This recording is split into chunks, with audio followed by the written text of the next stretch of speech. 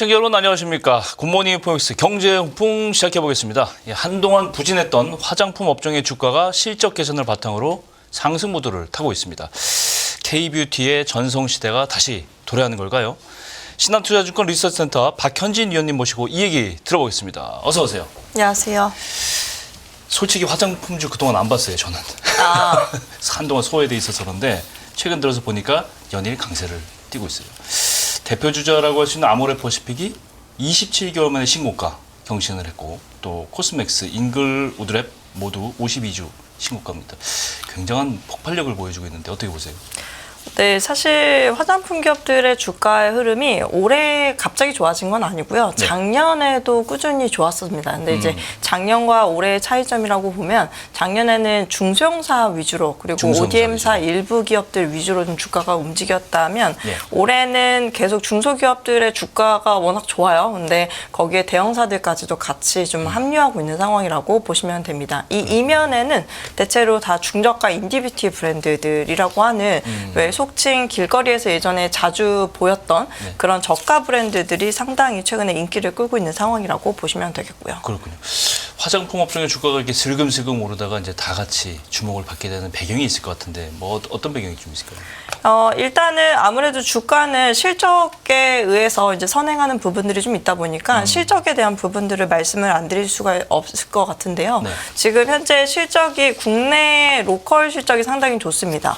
뭐 좋은 이유는 내국인들의 수요가 좋아져서도 있지만 단연 외국인들이 이제 한국에 들어오면서 여러 이제 쇼핑의 여건들이 좋아지고 그러면서 대체로 매출이 증가하는 요소가 좀 크다라고 보시면 좋을 것 같고요. 이것도 뭐 엔데믹 효과라고 볼 수 있겠네요. 맞습니다. 작년 2월을 전후로 해서 이제 내국인들은 마스크를 완전히 벗게 되었고 우리가 이제 해외여행을 갈 수 있게 되었고 또 예. 반면에 외국인 관광객들이 한국에 들어올 수 있었던 시기가 이제 작년 2월부터 완전히 오픈이 되었죠. 그렇죠. 그러면서 뭐 중국인 단체 관광객들은 예전만큼은 안 들어오긴 하지만 중국인 외에 외국인 관광객들이 굉장히 많이 늘고 있는 상황이고 작년에가 2019년도 대비해서 한 70% 늘었었거든요. 근데 네. 올해는 이제 관광공사 추정치 기준으로는 한 100에서 120%대까지 늘어날 거라고 보다 보니까 그 부분이 온전히 내수의 베이스를 조금 부양하고 있다라고 보시면 좋을 것 같습니다. 그렇군요. 이 엔데믹이 되니까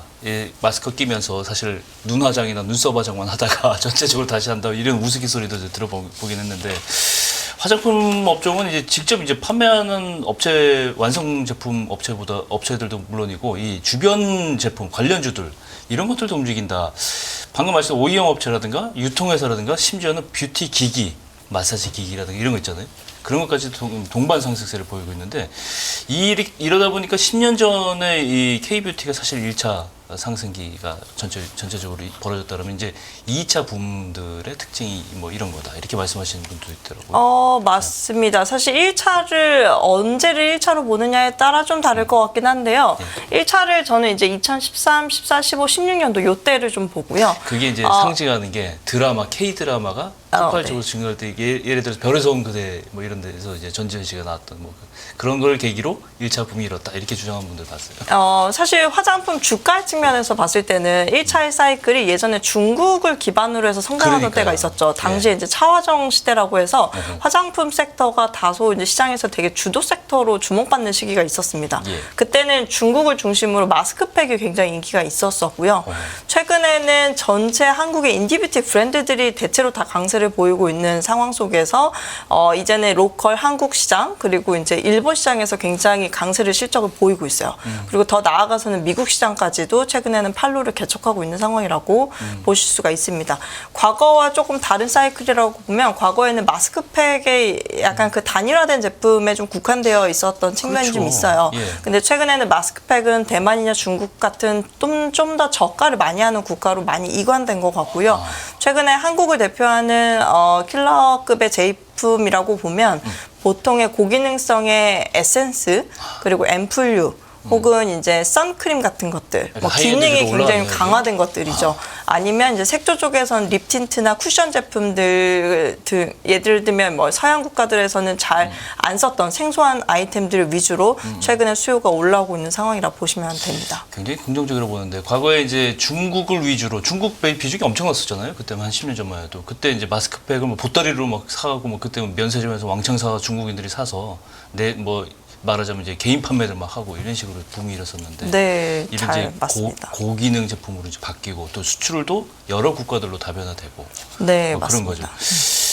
마침 지난주 위원님이 이제 화장품 업종 전망 자료 내셨어요. 저도 살짝 봤는데 전체적으로 이제 기업별로 체크 포인트라든가 또 하반기 업종 전망 전체적으로 어떻게 보세요?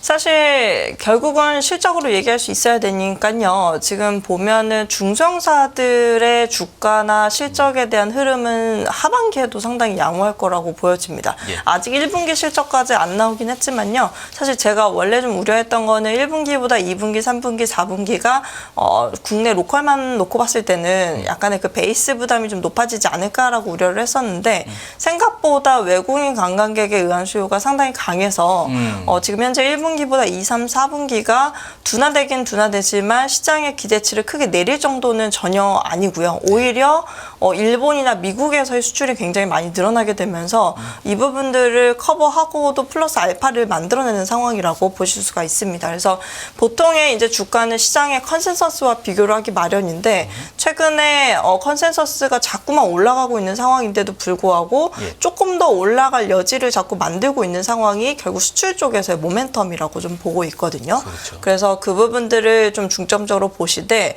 사실 중소형사들은 여태까지 주가가 올라온 여러 이제 피로도가 조금 쌓여 있는 추세가 좀 있긴 합니다. 그에 비해서 ODM사들은 최근에 이제 중국 법인 쪽까지 실적이 개선되는 추세가 좀 있거든요. 뭐 예를 들면 인디뷰티가 한국에서만 인기가 있는 건 아니고 중국 로컬 브랜드들까지도 최근에 아시아의 판로를 개척하기 위하여 여러 이제 아시아 시장 진출을 굉장히 좀 넓혀 나가고 있는 상황이기 때문에 이 부분들이 결국은 아시아 쪽에서 인디뷰티 시장의 경쟁 상황을 조금 더 강화시킬 여지가 좀 크다라고 보고 있습니다. 그러면 사실 한국 브랜드사들 입장에서는 이 부분들이 다소 위험 요소로 다가올 수 있을 텐데 반대로 한국 OEM사들한테는 오히려 수혜가 되는 쪽일 거라고 좀 보고 있거든요. 그렇겠죠. 예를 들면 중국의 로컬 브랜드사들이 결국은 최근에 일본이나 미국에서 그나마도 성장을 보이는 카테고리들을 보면은 한국 OEM사인 경우가 굉장히 많아요. 그래서 한국 OEM사에 대한 어떤 실적의 기대감이 끝끝내 조금 업황의 어떤 끄트머리까지 끌고 가는데 상당히 중요한 역할을 하게 되지 않을까라고 보고 있고요. 대형사들도 최근에 인디뷰티 브랜드들 중심으로 최근에 조금 턴어라운드 기조가 완연해 붙이는 부분들이 좀 큽니다. 특히 아모레퍼시픽, 이니스프리나 라네즈 같은 브랜드들이 최근에 서구권을 중심으로 수출 모멘텀이 상당히 불거지고 있는 상황이고 특히나 올해 2분기부터는 코사렉스라고 하는 이제 미국에서 상당히 매출을 많이 하고 있는 브랜드사 실적이 연결되게 되거든요. 네. 그러면서 자연스럽게 아모레퍼시픽은 미국 매출이 가장 큰 회사로 변하게 됩니다.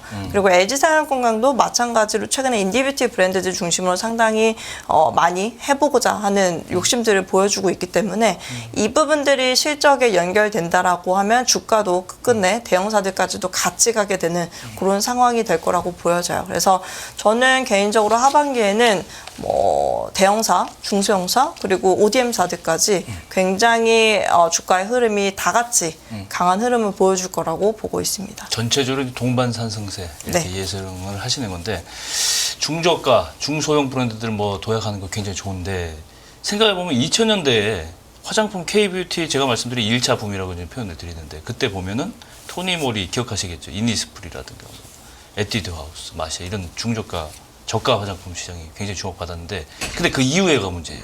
이 브랜드들이 지금 사실 상당수가 찾을 수가 없어요. 상당히 시장에서 도태되고 출혈 경쟁이 심했다. 뭐 이렇게 얘기가 나오는데 그런 현상이 좀 나올 수도 있는 거 아닌가 이렇게 걱정이 좀 되는데요. 과거에 뭐 유행했던 토니모리, 뭐 이니스프리 이 중에서도 최근에 국내에서 잘 안 되지만 해외에서 잘 되는 브랜드사가 종종 있어요. 뭐 예를 들면 이니스프리 같은 경우는 최근에 리뉴얼을 굉장히 좀 세게 강도 높게 진행을 하면서 최근에 미국 쪽에서는 그래도 이니스프리가 약간의 턴어라운드 기조가 좀 있는 거는 맞고요. 그렇군요. 최근에 제가 서구권에서 수출 모멘텀을 가져가는 한국 브랜드사들이 많아지고 있다, 뭐 판로를 개척하고 있다라고 얘기를 드린 거에 대부분의 주인공들은 아직까지는 비상장사가 많습니다. 네. 한국의 비상장사라고 하면은 대표적으로 뭐 구다이 글로벌의 조선미녀, 혹은 뭐 티르티르, 아니면 이제 뭐가 있을까요?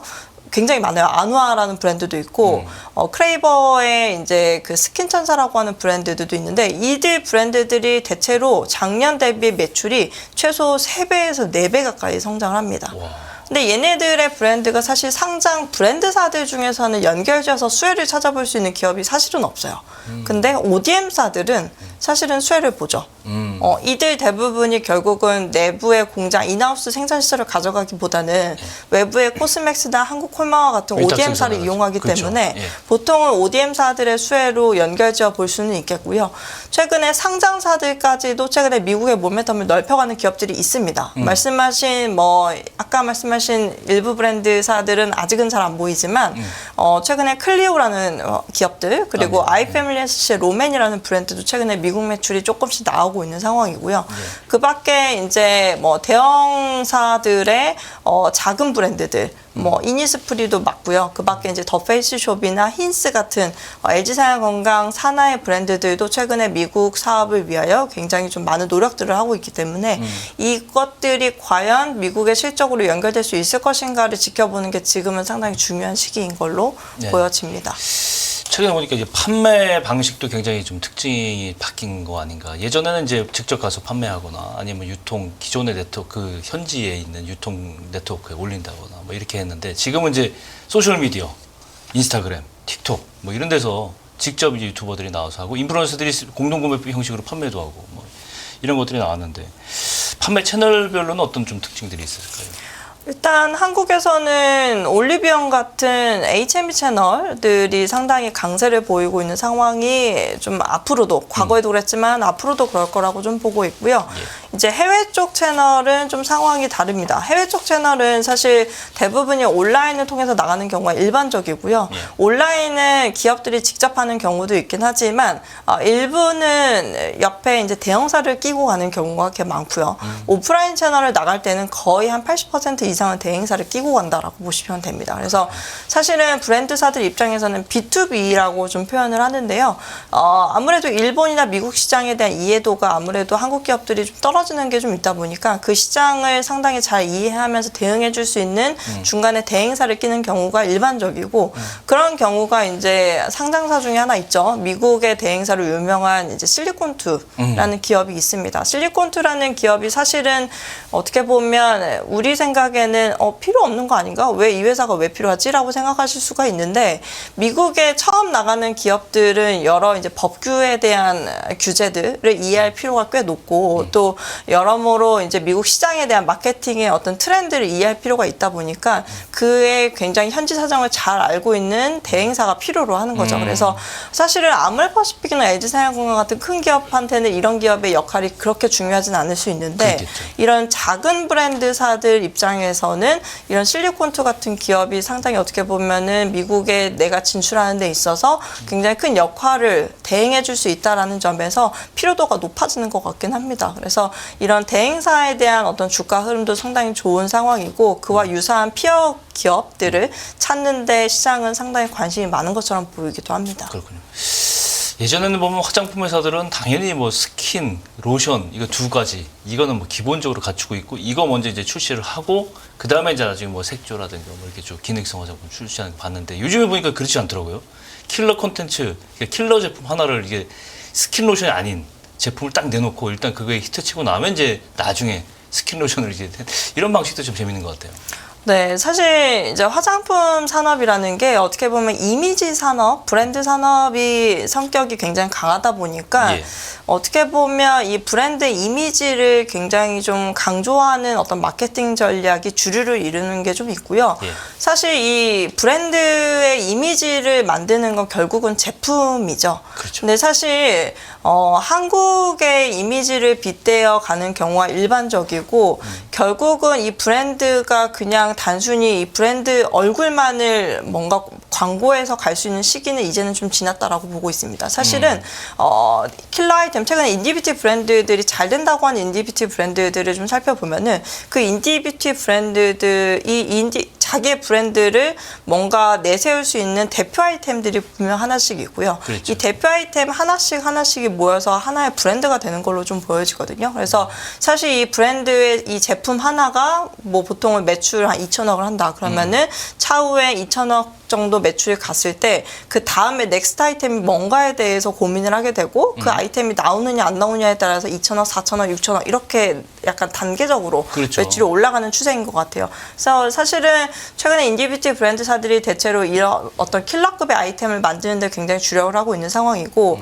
이 아이템이 있느냐 없느냐에 따라서 앞으로 성장이 쭉 가능하냐 못하냐 요거를 조금 결부짓는 것 같긴 합니다. 그래서 사실은 이 킬러급의 아이템들이 어떻게 보면 해외에서 먹히는 흐름도 그만큼 회사가 거기 그 제품에 투자한 어떤 시간이나 가치가 굉장히 많기 때문에 이 제품이 굉장히 마케팅적으로 강조되고 그게 결국 시장에 먹히면서 이 기업의 어떤 브랜드 가치가 계속 순환적으로 움직인다라고 보는 것도 맞을 것 같아요.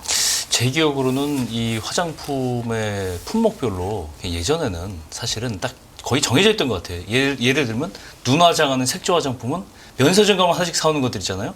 이게 팔레트라 그래서 색조 이렇게 유럽 회사들 특정 회사가 만든 제품들이 그걸 이제 사와야 되는 거죠. 이제 예전 같으면 이제 기능성 화장품 같은 경우는 일본 제품 이게 딱 획일화돼 있었는데 이게 이제 K뷰티가 나오면서 깨지고 지금 우리 업체들이 사실은 특색이 있는 이게 이제 집중 전략을 쓰고 있다. 저는 그렇게 생각이 됩니다. 이거와 더불어서 이제 이 가치 프리미엄을 좀 높이게 포장의 기술이라고 할까? 이 콜라보 작업도 많이 하는 것 같은데 헬로키티가 그려진 제품도 봤고 또 뭐 연예인들이 함께 만드는 화장품들 이런 것들이 많이 나오고 있어요. 이게 재밌는 현상 같은데 보니까 이런 것들. 사실 콜라보 제품들은 뭐 비단 최근에 불거지는 어떤 특징들이라기보다는 결국은 그 해당 시장 안에서 뭔가 이슈화가 될 수 있는 어떤 캐릭터 혹은 이제 뭐 이미지 이런 부분들을 같이 그냥 사용한다라는 점에서 그 해당 지역의 소비자들에게 조금 더 친근감 있게 다가간다라는 점에서 조금 더 유의미하다라고 보실 수가 있을 것 같아요. 네. 사실 이런 콜라보 제품들은 뭐 1년, 2년 장기 계약을 하기보다는 몇 개월 정도 단기 계약을 하는 경우가 좀 일반적입니다. 그래서 그렇겠죠. 이 콜라보 제품이 이 브랜드의 어떤 하나의 이슈 아이템이 될 수는 있지만 이게 굉장히 스테디셀러가 되기는 좀 힘든 것 같고요. 다만 관심을 끈다라는 점에서는 유의미하다. 이 정도로 보시면 좋을 것 같아요. 새로운 마케팅 방식이다. 저는 그렇게 볼 수가 있겠죠. 새로운 마케팅도 맞지만 새로운 마케팅을 넘어서서 그냥 그 시장 안에서 뭔가 관심을 끌 수 있는 근데 결국은 이 회사 이 브랜드의 매출을 이끄는 거는 이 콜라보 제품보다는 콜라보 제품의 이미지로 인해서 뭔가 더해진 그렇죠. 하나의 어떤 품질 굉장히 가성비가 강조된 이 제품일 가능성이 높다라고 보는 거죠. 그렇군요. 중국은 이제 저가 아까도 말씀 좀 하셨지만 로컬 브랜드 중국 저가 로컬 브랜드 많이 나왔어요. 이게 이제 한국의 한 20년 전하고 비슷하다 이렇게 말씀들을 하시는데 사실은 중국 시장도가 옛날에는 한 10년 전만 해도 굉장히 우리가 높았다가 이제는 조금 부작용을 많이 겪었는데 현재 중국산의 자국 저가 브랜드들이 이제 포화 상태다 이렇게 보면 우리 시장에도 좀 영향을 미치지 않을까요? 이게 사실 덤핑으로 판매를 한다거나 이렇게 넘어오면. 이미 지금 대다수의 중국 로컬 브랜드사들이 내수에서만의 어떤 알파를 얻기는 힘들다라고 보는 것 같습니다. 최근에 제가 만나본 여러 이제 중국 시장에서 사업을 하시는 화장품 오너분들을 만나서 얘기를 나눠보면 대체로 중국의 소비 시장은 둘째치고 중국의 화장품 시장이 굉장히 경쟁 강도가 심해서 굉장히 로컬에서 먹고 살 게 없다라고 표현을 많이 하시거든요. 그렇군요. 결국 이들 기업들이 동남아시아나 기타 아시아 국가의 해외 진출을 서두르게 되고 이 부분들이 결국 한국 브랜드사들 입장에서는 위협적인 어떻게 그렇죠. 보면 위험한 요소가 될 수도 있어요. 예. 근데 이제 이 부분들을 바꿔 생각해 보면 사실 최근 아직까지는 그래도 화장품은 품질이 굉장히 중요시되고 신뢰에 기반해서 가는 어떤 특징이 좀 있다 보니까 전반적으로 메이드 인 코스맥스나 메이드 인 한국 콜마, 약간 메이드 인 코리아 제품에 대한 프리미엄을 무시할 수 없는 상황인 것 같고요. 이 부분들을 이용해서 가져가는 중국의 로컬 화장품 회사들이 굉장히 많습니다. 그래서 사실 인디뷰티 브랜드사들한테는 이 부분들이 조금 리스키하지만 오히려 반대로 생각해 보면 ODM사들한테는 굉장히 수혜가 될 수 있는 포인트가 되더라라는 점을 이해하시고 화장품 업종에 투자에 조금 더 관심을 가져보시는 것도 조금 더 도움이 되지 않을까 싶어요. 예전에는 이제 저가 화장품 로드샵 이제 길에 이제 상점들이 많았어요. 이제 독립적인 상점들인데 이게 사실은 요즘에 보면 뭐 거의 많이 사라졌다시피 하고 이게 이제 CJ 올리브영으로 보인단 말이죠. 이 CJ 올리브영 외국인들이 굉장히 좋아해요. 이게 저는 어떤 걸 봤냐면 유튜브에서 CJ 올리브영에서 화장품 산 다음에 그걸 이제 한국형 화장법 이렇게 소개하는 인플루언서를 본 적이 있는데 CJ 올리브영의 강점 굉장히 많은 것 같은데 어떻게 정리를 할 수 있을까요? CJ 올리브영의 강점 많죠. 사실 소비자 입장에서 보면은 한번 내가 매장에 들어갔을 때 다수의 브랜드와 비교해서 내가 제품을 구매할 수 있다라는 그렇죠. 강점이 있을 것 같고요. 사실 이런 강점들이 부각되다 보니까 올리브영의 마케팅 역량이 상당히 좀 원래도 높았지만 올리브영에 입점하는 것 자체가 브랜드사들 입장에서는 하나의 마케팅 포인트가 되는 것 같습니다. 그렇겠네요. 그래서 이 부분들이 긍정적이라 좀 보고 있고요. 실제 이제 아무래도 비교해 볼 수 있는 채널이 세포라라는 채널 등등 있을 거예요. 근데 네. 사실 세포라와 올리브영의 지금 최근에 방향성 자체가 완전히 다르죠. 세포라 같은 경우는 굉장히 한국에 로컬화되지 못한 어떤 마케팅 전략으로 인해서 다소 좀 재고 부담을 심하게 겪는 상황인데 반해서 올리브영은 한국인들의 입맛에 굉장히 맞춤으로 인해서 그 부분들이 상당히 시장의 신뢰를 얻어가는 추세인 것 같거든요. 예. 물론 브랜드사들 입장에서 워낙에 올리브영이 입점 수수료가 좀 높고 하다 보니까 올리브영에 입점하는 것 자체를 꺼리는 브랜드사도 분명히 있습니다. 근데 그보다는 마케팅의 어떤 시너지 측면이 확실히 더 부각되는 측면이 좀 있다 보니까 확실히 올리브영이 한국에 대표되는 채널이라고 좀 보여지고요. 사실 예전 같았으면은 이제 뭐 로드숍의 즐비한 이런 샵들이 상당히 또 같이 수혜를 볼 텐데 사실 그런 채널들이 많이 사라졌죠 지금. 그렇죠. 그러다 보니까 오히려 반사 수혜를 올리브영이 더 가져가게 되는 부분도 분명히 있다라고 보고 있고요. 저만 해도 이 장년층인데 올리브영 한 달에 2번 간 것 같습니다. 가서 이제 여러 살 게 많으니까.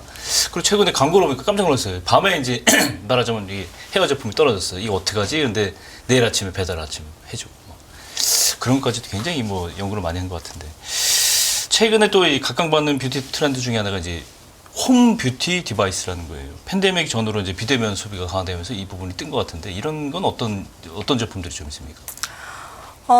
굉장히 많습니다. 사실 근데 최근에 이제 시장에 이슈가 됐던 뭐 기업군을 얘기하자고 하면 APR이라고 하는 기업이 좀 있을 것 같고요. 네.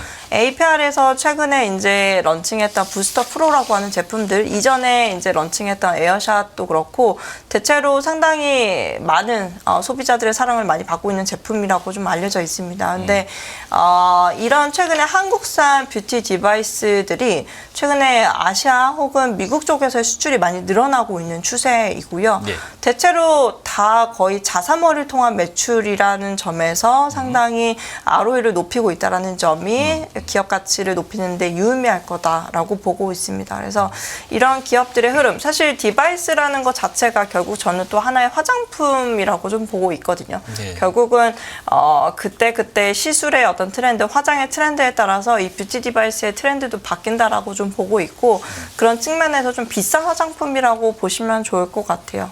비싼 화장품이다 디바이스가. 네. 재미있는 말씀이십니다. 마지막으로 화장품 업종 투자 전략 좀 세워주시고요. 또 봐줘야 될 종목들이 있으면 좀 말씀해 주세요.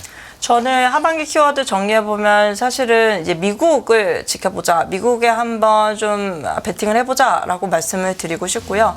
사실 한국과 일본 시장은 어느 정도 성장기 꼭대기를 향해 다가가고 있는 모습이 없지 않습니다. 근데 그 뭔가 꼭대기를 연장할 수 있는, 피크를 연장할 수 있는 모멘텀이라고 하면 저는 서구권 진출이라고 좀 보고 있고 최근에 서구권 쪽에서 특히 미국에서 성과를 내고 있는 기업들이 하나둘 늘어나고 있습니다. 이런 기업들을 위주로 주가나 실적의 흐름은 더 강할 거라고 좀 보고 있고요. 대표되는 기업으로 아무래도 미국의 인프라를 갖고 있는 회사를 봐야 될 텐데 미국의 인프라를 갖고 있는 회사가 아무래도 중소형사보다는 대형사일 가능성이 높고 그렇죠. 그러다 보니까 대형사에 대한 어떤 관심을 좀 높여보자라고 말씀을 드리고 싶고요. 그 밖에 이제 미국의 인프라를 갖고 있는 회사라고 보면 이제 미국의 창고를 갖고 있거나 아니면 제조시설을 갖고 있거나 혹은 미국의 어떤 마케팅 포인트를 굉장히 잘 알고 있는 회사라던가 일 텐데 그런 회사가 대표적으로 뭐 실리콘투 같은 기업 혹은 코스맥스, 한국콜마 혹은 인그루드랩 같은 미국의 제조시설을 갖고 있는 기업들입니다. 혹은 R&D의 어떤 기반을 갖고 있는 회사들. 그래서 이런 기업들 위주로 하반기는 조금 더 몰입해서 보는 게 아무래도 뭔가 상방을 더 높이지 않을까라고 보고 있습니다. 네, 여기까지 하겠습니다. 박현진 연구위원님과 K뷰티 산업 알아봤습니다. 오늘 말씀 고맙습니다.